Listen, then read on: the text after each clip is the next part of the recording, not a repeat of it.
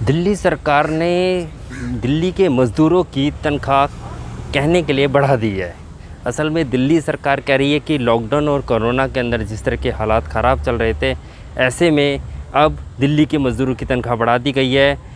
दिल्ली सरकार कह रही है कि पहले अकुशल मज़दूरों को 15,492 रुपये मिलते थे, जिसे बढ़ाकर अब 15,908 कर दिया गया है। इसी तरीके से जो अर्धकुशल मज़दूर थे उन्हें 17,069 रुपये मिलते थे, जिसे बढ़ाकर अब 17,537 कर दिया गया है। और कुशल मज़दूर जिन्हें सरकार दावा करती है कि पहले 18,797 रुपये मिलते थे, जिसे बढ़ाकर अब 19,291 कर दिया गया है।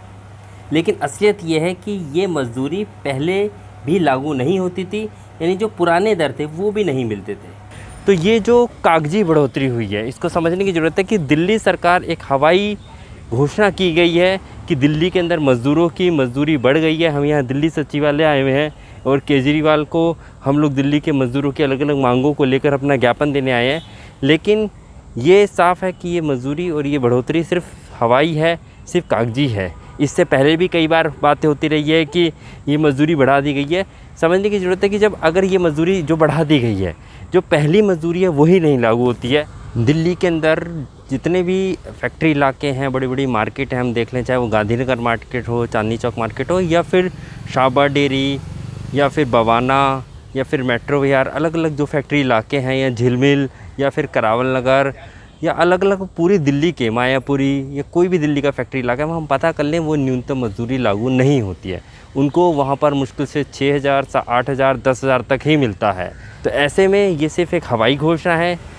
दिल्ली के केजरीवाल भी जो आम आदमी की बात करते हैं, असल में वो ख़ास आदमियों की सेवा करते हैं। दिल्ली के बड़े बड़े फैक्ट्री मालिकों के लिए ही काम करते हैं, उन्हीं को लिए सुविधाएं करते हैं। दिल्ली के मज़दूरों को दिखाने के लिए इस तरह की हवाई घोषणाएं की जाती हैं, जिससे कि शायद कुछ बाहर के राज्यों को या कुछ और लोगों को जो खुद फैक्ट्री कारखानों में काम नहीं करते हैं, ये भ्रम होता है कि अच्छा दिल्ली के मज़दूरों की तनख्वाह बढ़ा दी गई है। लेकिन अगर हम असलियत में जाएं, कभी हम गांधीनगर मार्केट, या फिर हम चांदनी चौक मार्केट, या फिर हम दिल्ली की किसी भी मार्केट में जाके पता करते हैं, तो पता चलता है कि दिल्ली के मज़दूरों को ये तनख्वाहें नहीं मिलती हैं। तो असल में ऐसी हवाई घोषणाएं से दिल्ली के मज़दूरों को कोई लाभ होने वाला नहीं है, और ये भी एक जुमलेबाजी से कम नहीं है।